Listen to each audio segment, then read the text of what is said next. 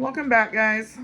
If you have been following me along with this educational videos on how to pass your pharmacy technician certification exam, the first video that I posted was the introduction on how to pass the pharmacy technician exam. At the very end of the video, I left off on saying how there were 4 major parts of the exam, and each exam was going to be broken down into sections of how we need to get started and where we need to get started.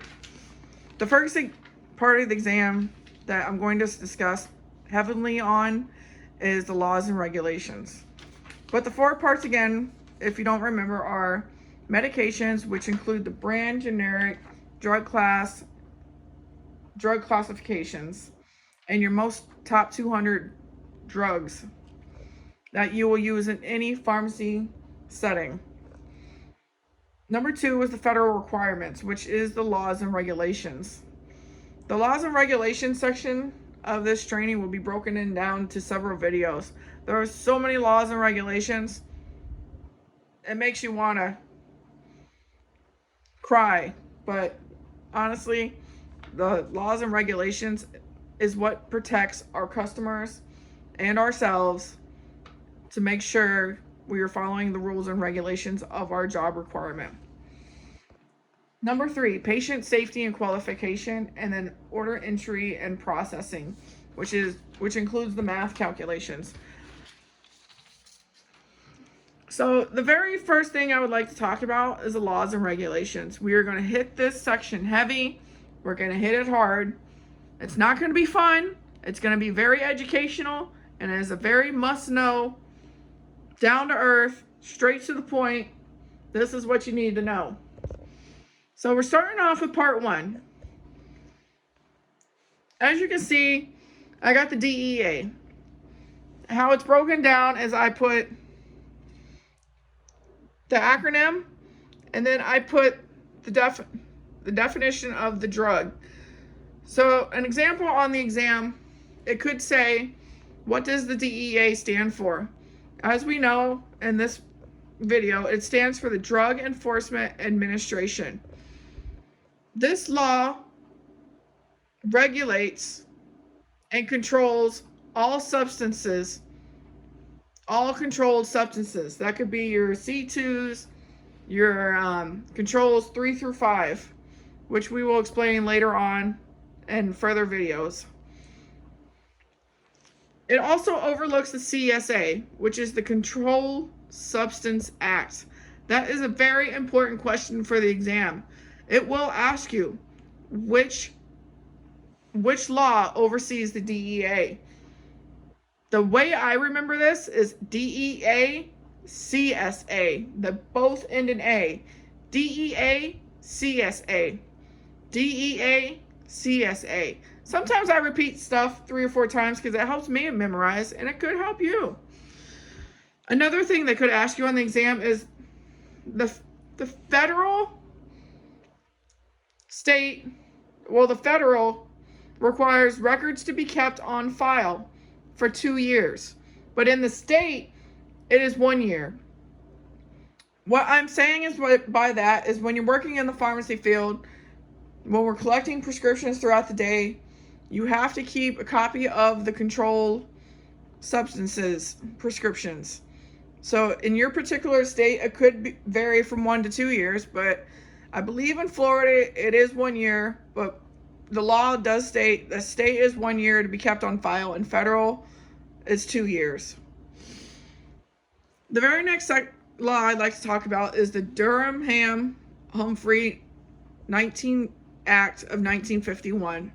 Also, as you see the year here, that is very important as well. That is very important as well because it could ask you on the exam, when was this law regulated? And it will stump you up. It will say Durham-Humphrey 61. It will say 81. The way I remember this law is it breaks it down into 2 sections. It breaks it down to 2 classes of meds. You got your prescription meds and your non-prescription. Your non-prescription meds are your over-the-counter items that you see every single day. It could be Voltaren, Benadryl, Tylenol. um, vitamin D, vitamin E, all the, you know, you guys basically know what over-the-counter items are. And then you got your prescription drugs. The way I break this down is Durham Humphrey. Durham Humphrey is two different people who created this law. So it means that it's so when I see two classes of meds, prescription and non-prescription, just remember Durham Humphrey and then prescription and non-prescription. Two different names who created two different classes of meds. Now we're moving on to the FDA. The FDA of 1938. The FDA is the Federal Drug Administration Act. Requires manufacturers to prove drug strength, purity, safety, prescription, over the counter. That means this drug regulates the usage and sale of any prescription. Either if it's a non-prescription, which is, I'm going to use non-prescription a lot, which, remember, a non-prescription is over the counter, or a prescription. It proves the strength. It has to have the right strength, the right ingredients, make sure it's safe for customers and patients to use. And it requires manufacturers to provide all this information to make sure the drug is actually safe to sell as a prescription or over the counter. The Poison Prevention Act of 1970. This is a very important one. It requires child non-resistant containers for lids and caps. Also, in my videos, I will be giving examples underneath. For example, for this one, I wrote an example down here. The example would be nitroglycerin, acetaminophen, which is Tylenol, aspirin, ibuprofen, which is Motrin, naproxen, diphenhydramine, which is Benadryl, and birth control. This is a very important question. I remember on my exam, it asked me which of these meds belong in a child-proof container. And honestly, nitroglycerin and Tylenol were the top two in my top 4 questions. It had like random, you know how most multiple questions throw you off? It'll have 2 wrong ones, absolutely 2 wrong ones. It'll have the correct answer and then an answer that's close to the right answer. But it had like nitroglycerin and it had some other weird drug, but these are the major examples of child-proof caps. Again, nitroglycerin, acetaminophen, aspirin, ibuprofen, naproxen, diphenhydramine, Benadryl, and birth control. And guys, I tend to talk a little bit fast, so if I'm talking too fast or you don't understand what I'm saying, that's why I'm like video recording the board so you can also read it and take notes. I will learn to slow down and talk a little bit slower, but I'm trying to get it to the point where you also understand straight to the point.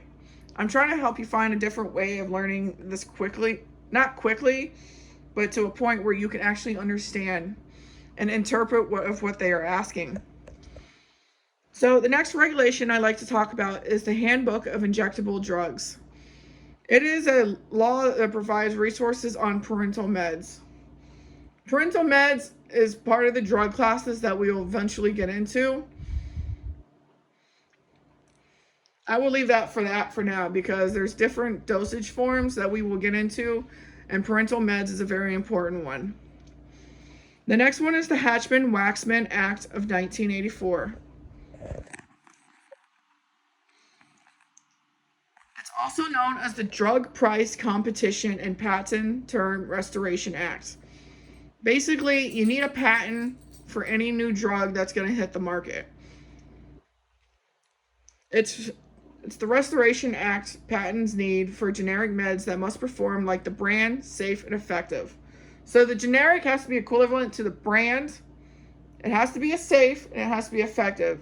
This law requires a patent for the drug to be approved on the market.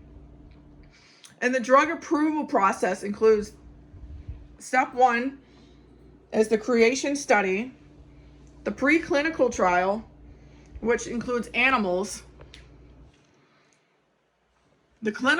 Step 3 is the clinical trial, which is human trials where you have to document anything that happens with human trials. You have to document dose intervals, delivery, and then you have to file a non-drug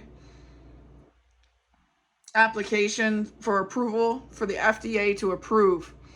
And then number 4 is the FDA or approval post-marketing and testing. Emphasis, safety of a new drug. Emphasis is really important. It is the safety of a new drug. This whole law, just remember, it has to do with the patents of how safe the drug is and to see if it can be administered to sell to customers and patients. I strongly encourage you to study the drug approval process. I remember on my exam from over a year ago, it asked me in which step of the drug approval process is the clinical testing. Is it in 1, 2, or 4? And then I had to think. The easy way I remember it is 1 is a study, 2 is animals, 3 is human trials. And then if you make it all the way to 4, you obviously know your drug is safe and effective to be on the market, to sell. I also put post-marketing under there. Post-marketing reports side effects that occur after a drug hits the market. Any new patent or any new invention or any new drug or any new food that comes on the market for consumers to buy always has this. It's post-marketing. It reports any side effects that occur after the drug hits the market. So say it went through the drug approval process and it was approved by the FDA, but now it's having some troubles, or it hasn't been sold in a while, or it's having recalls. Recalls happen a lot in the pharmacy. We get sometimes it's serious enough recalls we have to take it off the shelf and send it back to the manufacturer. And that's basically what it is. It's a post-marketing thing. It's a post-marketing accusation. It just wants to make sure they want you to make sure you post any side effects that people might be having from the drugs and administration and drugs and medications. So the next law I'd like to talk about is the Omnibus Budget Reconciliation Act of 1990, which is OBRA. OBRA allows pharmacists to counsel meds to patients. I don't know how many times I have been asked this question on practice tests. I even had this question on my exam. I remember my exam like the back of my head. And what I should have mentioned in the first video is the exam comes in like 5 different versions. You don't know which version you're going to get. You could get the retail exam, you could get the hospital exam, there's like 5 different versions of the exam. But that's why we need to study everything and go over things slowly. And that's why you have to take your time studying, because you just don't know which exam you're going to get, which portion of the exam you're going to get. Luckily, I got the retail exam. It wasn't much math on it, which I had like maybe 3 questions in math, but I don't want to get off topic, but I just wanted to mention that. So it is very important that back to OBRA allows pharmacists to counsel meds to patients. Obviously, technicians can't counsel, but pharmacists can. It is part of their job criteria. HIPAA. Anybody who works in the healthcare field, even if you know about it, or if you don't know about it, or you're just joining my live, HIPAA is or you're just joining my video, I'm sorry. HIPAA is very important. in any aspect. You're going to see it at doctor's offices, dental offices. You could see it at schools. You will see it at schools. But HIPAA is Health Insurance Portability Accountability Act of 1996. Oh man, how are we going to remember that law?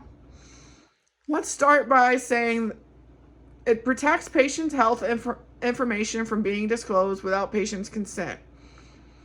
So PPI is either spoken, written, or electronic. Lab results is a visit, RX records, fax, RXs, oral, or electronic RXs. That means anything of this, any lab results is PPI. Personal protective information. That is what PPI stands for. Personal protective information. If you get busted or in trouble for violating HIPAA, there are serious consequences. It is a federal crime. You could be going to jail or paying hefty fees and fines. Please, whoever works in the healthcare field, do not violate HIPAA. It is the very number one rule at any place that you may work that requires it. You do not want to see yourself going to jail or paying hefty fees.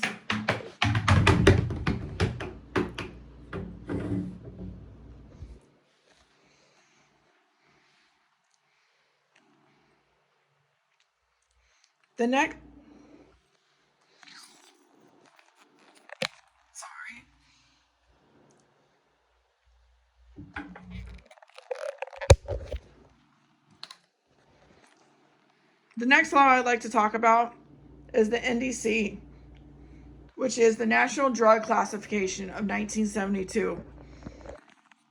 Please take note of this. Very important. It is also known as the Drug Listing Act. It includes 10 digits, but in some cases, it includes 11 digits if you add a holding zero.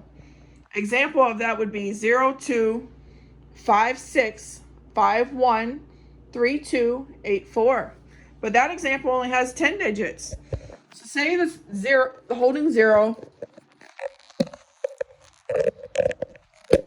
Sometimes, majority of the time, you either have to add it in the front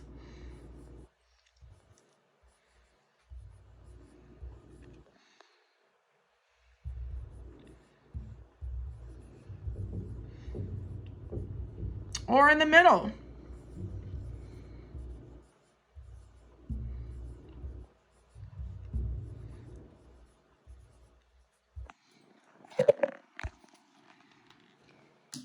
So this is an example of a 10 digit, and this over here an example of 11 digit.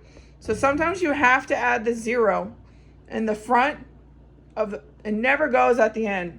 It's always in the first set or the second set of numbers. So you could add it to the front, or you could add it to the second set. So the first set of numbers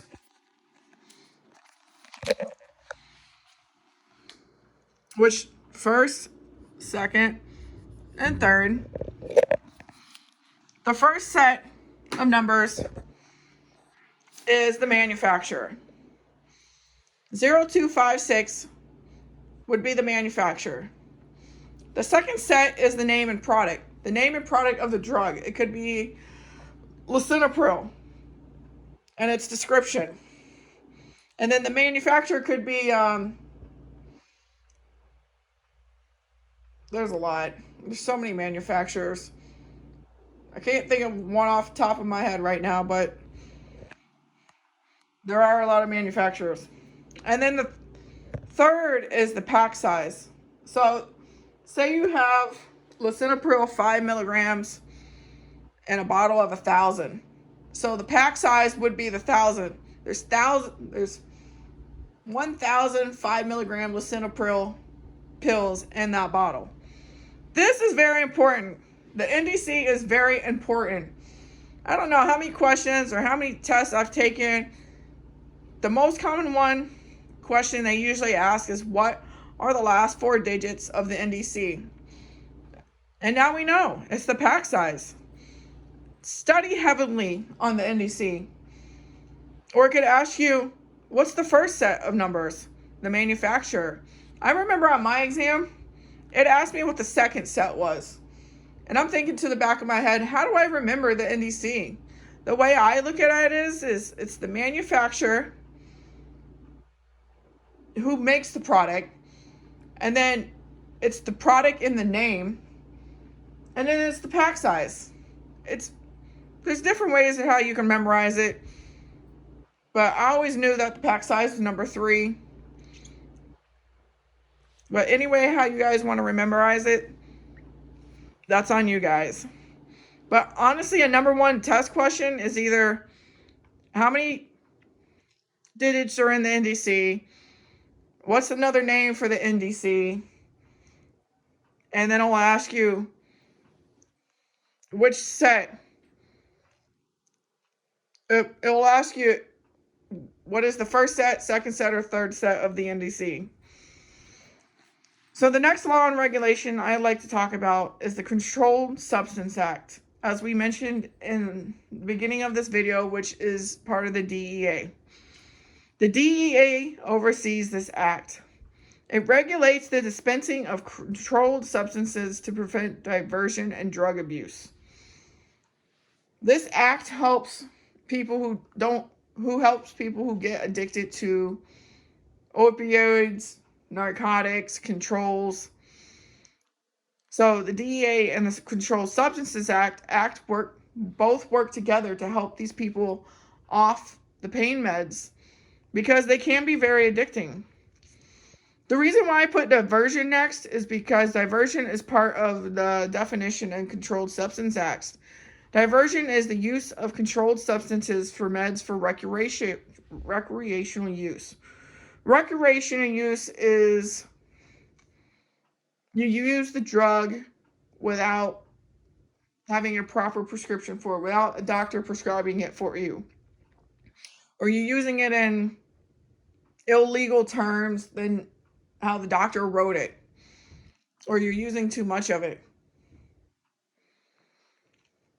They just want to make sure you're safe, make sure you're not getting addicted to drugs. You could get addicted to Adderall. A lot of people get addicted to Adderall, the pain meds, which include hydrocodone, morphine. It's very addicting. But please do not take more than allowed. Obviously, you know I can't counsel you, but I can give you friendly advice. The next law I'd like to talk about is OSHA. OSHA is Occupational Safety and Health Act of 1970. It ensures safety and healthful working conditions for workers by setting and enforcing standards, provides training, outreach, education, and assistance. So this law you will see in your break room. It's usually in the break room at your job or somewhere visible on a backboard or a whiteboard, somewhere in your face. They want you to know that you're being protected while you're at work. They offer training, outreach programs if you need to talk to someone. They want to enforce the standards, make sure you're safe at work. And that's why I put workers' comp next, because OSHA and workers' comp go together. Workers' comp, obviously, hopefully you never have to have one. Workers' comp is patients or customers or workers, basically workers, that get protected while injured on the job. I have been on workers' comp a few times where I have been injured on the job.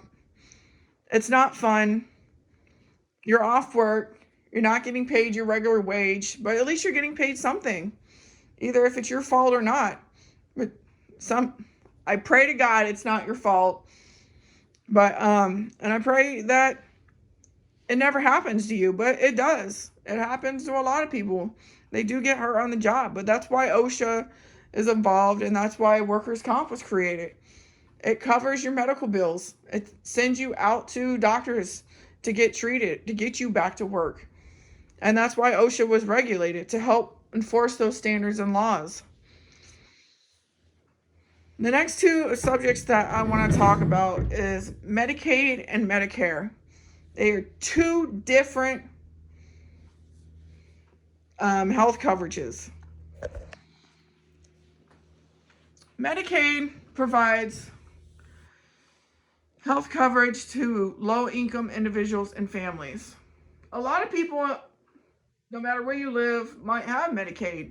It might be for the people, a lot of people get approved for Medicaid who can't get insurance through a job, which is okay.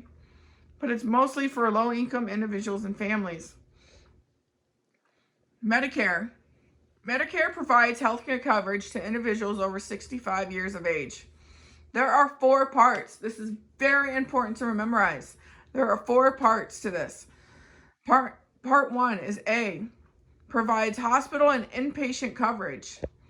Part B, provides outpatient and medical coverage, which includes your durable medical equipment. Durable medical equipment is like your walkers, canes, and mostly your walkers and canes. And 4 is your prescription drug coverage.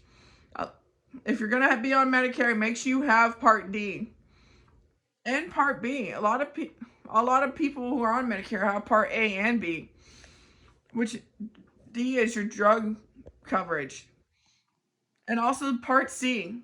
Part C is a combo of A and B. So if you get Part C, which I've seen a lot of people who have Part C, it has hospital and outpatient coverage. So say if you're not going to be in the hospital, honestly, if you're 65 and older, I would personally choose Part C, but it's everyone's preference. I would go with Part C because after 65 years of older, you happen to be in the hospital more, and hopefully not, or you could be seeing doctors more and more. I hope not. I hope you're young and healthy and you get to live a long life, but it could happen. So for me, I would probably choose Part C. And also, please have your prescription drug coverage. Honestly, people who are on Medicare, their insurance pays a lot of money towards their prescription coverage, and it's really cheap. Their copays are like really, really cheap. It's a really good investment to have. But please study these 4 parts on Medicare. The difference between Medicare and Medicaid. This was very hard for me to understand too. The way I understood Medicare is I had to get into my brain. It's 65 years and older, and it has 4 parts. Medicaid was for low income. If you can remember low income for Medicaid, you will know it's Medicaid. If you can remember 65 years and older and the 4 parts of Medicare, you'll know it's Medicare. It will ask you on the exam, which insurance provides coverage to people over 65 years and older? Is it TRICARE? Is it Medicare? Is it Medicaid? Or is it workers' comp? So if you can eliminate workers' comp, and if you can eliminate TRICARE, you're left with Medicaid and Medicare. So how do you distinguish which one is the right answer from here? The best way to memorize this is Medicaid is for low income, and Medicare is for 65 years and older. I don't have TRICARE on here. It'll probably be in the next video, but TRICARE is coverage for military families and their spouses. It will probably be in part 2, but I am mentioning TRICARE since I already brought it up. TRICARE is medical coverage for military spouses and their families. So if you found this information in this video helpful for part 1, please leave any questions or comments. Please leave any questions or concerns in the comments, and I will try to get back to anyone that I can. And I hope this is helpful. Please take as many notes as you can, because you will need to study notes or find a good study plan to help you memorize this. And I'll see you in the next video. Have a great day.